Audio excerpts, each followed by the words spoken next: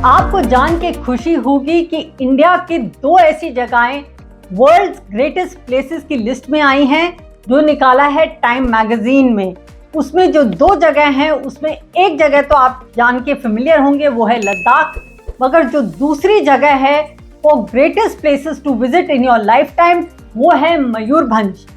आप सरप्राइज जरूर हुए होंगे कि इतने बड़े भारत देश में मयूरभंज को ही क्यों चूज किया गया है, जबकि इतनी सारी पॉपुलर टूरिस्ट प्लेसेस का नाम इस सूची में नहीं आया। उसके कई कारण हैं।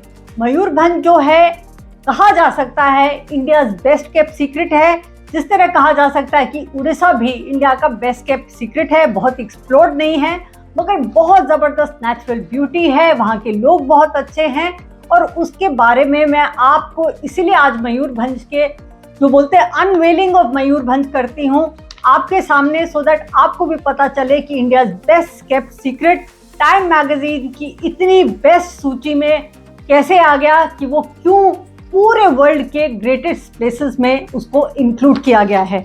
तो सबसे पहले उसको बिगिन करते हैं कि ये है कहाँ। ये उड़ीसा में है।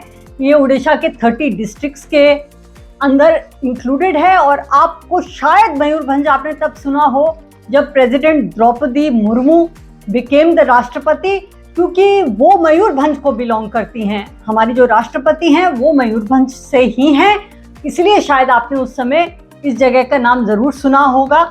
मगर जो चीज़ें मैं आपके सामने रखती हूँ वो है उसकी ज़्यादातर नेचुरल ब्यूटी को। उसमें एक जगह जो बहुत पॉपुलर है, वहाँ की ट्रेडमार्क जो कहा जा सकता मयूरभंज का है, वो है Similipal natural park national park. जो सिमलीपाल नेशनल पार्क है वो तकरीबन 2750 स्क्वायर किलोमीटर, मतलब तकरीबन 3000 स्क्वायर किलोमीटर में स्प्रेड है और वो उसका कोर हार्ट ऑफ ब्यूटी है, क्योंकि इसमें है 40 स्पीशीज मैमल की, 40 स्पीशीज रेप्टाइल्स की और 260 से ज़्यादा बर्ड्स की स्पीशीज वहाँ पे हैं जो एग्जॉटिक है। कुछ ऐसी हैं जो इंडेंजर्ड भी हैं, मगर कुछ ऐसी जो यूनिक है और यहीं पे भी पाई जा सकती हैं।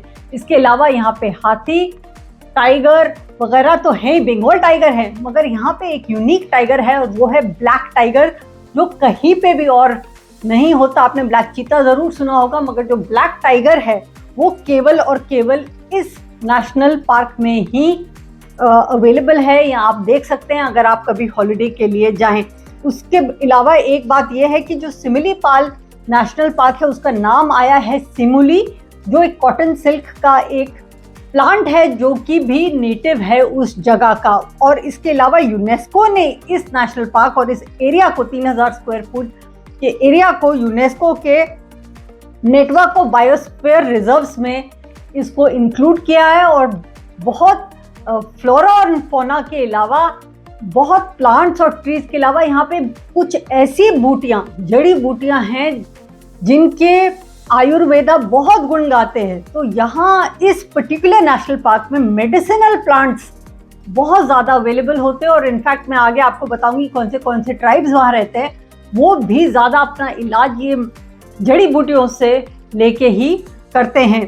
तो दूसरी बात मैं आ जाऊँ कि इस नेशनल रिजर्व में जहाँ पे इतनी ज़्यादा प्राकृतिक सुंदरता है, वहाँ पे वाटरफॉल्स भी बहुत हैं।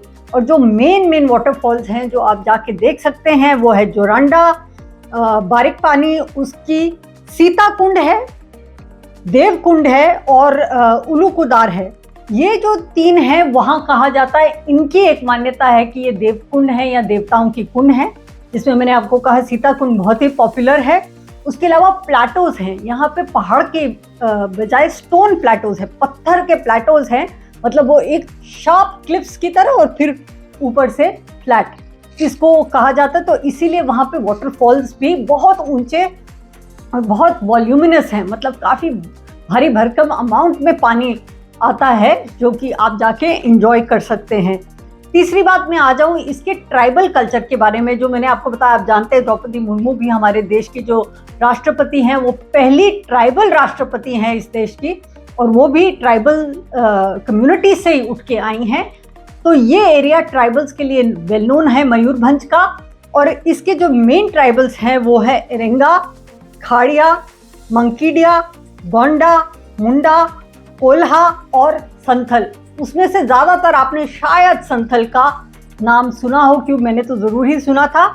और ये लोग जो हैं ये फॉरेस्ट से ही ड्वेल करते हैं, मतलब कि ये बहुत ज़्यादा मॉडर्नाइज होके टाउनशिप और सिटीज़ में नहीं आए हैं। उनके गांव हैं, या ये फॉरेस्ट में रहते हैं या ये गांव में रहते हैं, या वो फॉरेस्ट्री से ही गुजारा करते हैं, मतलब कि जंगल की चीज़ों से ही गुजारा कर लेते हैं, या ये थोड़ा एग्रीकल्चर कर लेते हैं, मतलब फार्मिंग कर लेते हैं, खेती बाड़ी थोड़ी कर लेते हैं। तो एक बैलेंस ऑफ एग्रो फॉरेस्ट्री जो कहा जाए वो मयूरभंज में अवेलेबल होती है।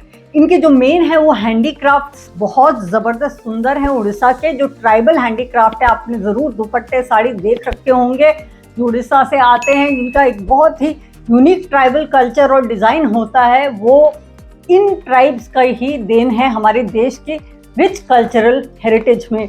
और उसके अलावा ग्रास की वीविंग करते हैं, मतलब ग्रास वीविंग, ग्रास से ये पदार्थ बनाते हैं, इनको ग्रास को वीव करके उसको बुन के इकट्ठे।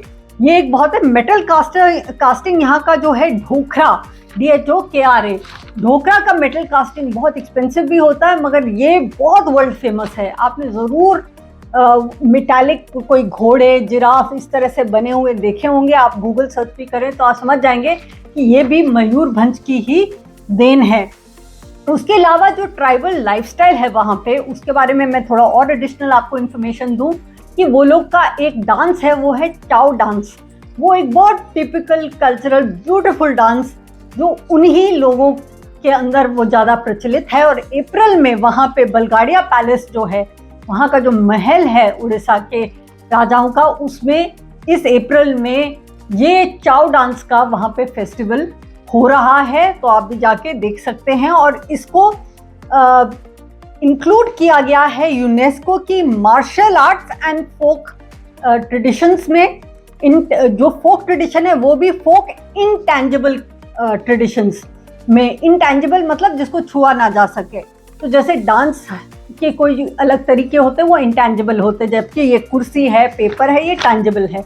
तो इंटेंजिबल लिस्ट में जो ट्रेडिशन के, उसमें यूनेस्को ने चाउ डांस को इंक्लूड कर रखा है, तो definitely something which is worth seeing. उसके अलावा लाइफस्टाइल, कुछ और चीज़ें उनके खान पान पे मैं आ जाती हूँ। और जो खान पान उनका जो है, उसमें आपने एक ज़रूर सुना होगा, वो होगा काई चटनी।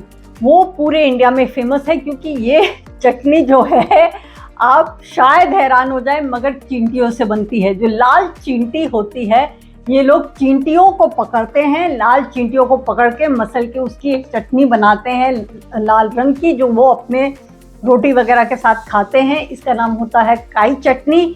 वो केवल और केवल मयूरभंज के इस एरिया में ही उपलब्ध होती है। तो वो एक चीज़ है, मगर एक ये शायद आपने खाई हो या ना भी खाई हो, क्योंकि मैंने तो ज़रूर ही नहीं खाई, मैं तो ऐसे भी प्योर वेजिटेरियन हूँ। मगर एक चीज़ ज़रूर मैंने खाई है मयूरभंज की, और वो है मूढ़ी, जो आपने बंगाल में बहुत देखी होगी, मगर वो एक्चुअली मूढ़ी का जो ओरिजिनल बर्थ प्लेस है वो है उड़ीसा का मयूरभंज का एक एरिया, जहाँ पे मूढ़ी जो होती है, आपने वो पफ्ड राइस जैसे होता है, उसमें नींबू, मसाला वगैरह, ग्राम चना डाल के मिक्स करके छोटे छोटे डोनों में, वो स्नैक्स की तरह आपने कभी शायद चाय वगैरह के साथ ली हो।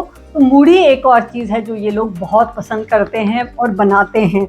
उसके अलावा इनका जो लाइफस्टाइल है वो अभी तक कमर्शियल नहीं है, क्योंकि बहुत सारे प्रोडक्ट्स इनके मार्केट में हैं, मगर अनफॉर्चुनेटली उनको उतना प्राइस नहीं मिलता, और उनको पैसों का ज़्यादा वो है भी नहीं, क्योंकि वहाँ जो हाट होते हैं, HAAT, जैसे दिल्ली हाट वगैरह का आपने नाम सुना है, हाट होता है बाजार, तो ये लोगों के हाट लगते हैं और यहाँ पे बार्टर चलता है, मतलब कि ये पैसे की रकम देके प्रोडक्ट्स नहीं लेते। यहाँ पे ऐसा होगा कि आप कपड़ा दीजिए और कोई मेटल की चीज़ ले लीजिए, या कोई बर्तन लीजिए और उसकी जगह पे कपड़ा ले लीजिए। इस तरह का वहाँ पे वेजिटेबल्स का, फूड प्रोडक्ट्स का, कपड़ों का, हैंडीक्राफ्ट्स का बार्टर चलता है कि आप टोकरी दे के कुछ ग्लास ले लीजिए। इस तरह से बार्टर सिस्टम अभी तक प्रेवलेंट है मयूरभंज के ट्राइबल एरियाज में, तो ये भी इनका बहुत यूनिक लाइफस्टाइल है।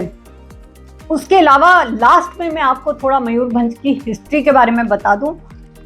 इसका जो नाम है वो दो शब्दों से इकट्ठे जुड़ के बना है, एक मयूर और एक भंज। आप जानते हैं मयूर का मतलब होता है पीकॉक, मोर, और इसके अलावा ये सिर्फ बर्ड ही नहीं है, दोनों मयूर और भंज यहाँ की दो क्लैंस, रॉयल क्लैंस के नाम है। भंज कम्युनिटी का जो रॉयल रूलिंग फैमिली रहा और मयूर का, तो ये दो कम्युनिटीज ने यहाँ पे बहुत लंबे शासन किया। यहाँ पे मुगलों से भी इनकी भिड़ंत हुई बीच में। शाहजहां के बाद तो इन्होंने काफ़ी अपनी टेरिटरी का वापस लेके विस्तार भी कर लिया था, मगर फिर उसके बाद इनको मात दी औरंगजेब के जनरल ने।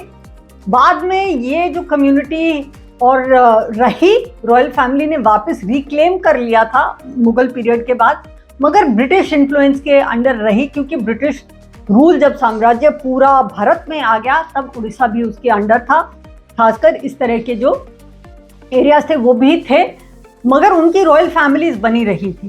तो ये एक मैं चीज़ कहना चाहती हूँ। मगर इनके एक पर्टिकुलर चीज़ जो मयूर की मैंने आपको बात की, मोर का, वो मोटिफ जो है वही रॉयल फैमिली का इंसिग्निया रहा, मतलब इनकी जो पहचान और निशान रहा वो भी एक मोर के तौर पे मयूरभंज में तो ये रॉयल फैमिली यूज़ करती रही, वो मोर का मोटिव। और इनके एक राजा ऐसे रहे जिन्होंने मयूरभंज के एरिया को काफ़ी मॉडर्नाइज करने की कोशिश की, और उनका नाम था श्री रामचंद्र भंज दियो। आप जानते हो दियो भी काफ़ी उड़ीसा के DEO वो वाली कम्युनिटी काफ़ी रॉयल फैमिलीज़ की रही है उड़ीसा में। तो श्री रामचंद्र भंज दियो ने भी काफ़ी हद तक मॉडर्नाइज करने की कोशिश की उस एरिया को, और 1949 तक तकरीबन ये डायनेस्टिक रूल चलता रहा। उसके बाद तो आप जानते हैं इंडियन इंडिपेंडेंस आ गई, और उसके बाद तो नॉर्मल अपना डेमोक्रेसी हो गई है, और तब से चीफ मिनिस्टर्स वगैरह इलेक्ट होते हैं। तो मयूरभंज के बारे में मैंने सोचा आपको बताऊं, जो मैंने कहा आपको पहले भी, इंडिया बेस्ट केप्ट सीक्रेट, वहाँ ज़रूर जाइए। मैं तो ज़रूर प्लान करूँगी जाने का, मगर अगर ये टाइम मैगजीन में आ गई है तो it will definitely be worth checking out. और हम ऐसे भी अपने भारत के बाहर जाने के बजाय अपने भारत में इतनी सुंदर सुंदर जगहें हैं, इतनी ऐसी बेस्ट केप्ट सीक्रेट्स हैं, इतने सुंदर जंगल और प्राकृतिक हमारे इतने जूअल्स हैं, हमें जाके ज़रूर एक्सप्लोर करना चाहिए। And we should celebrate this diversity in our country.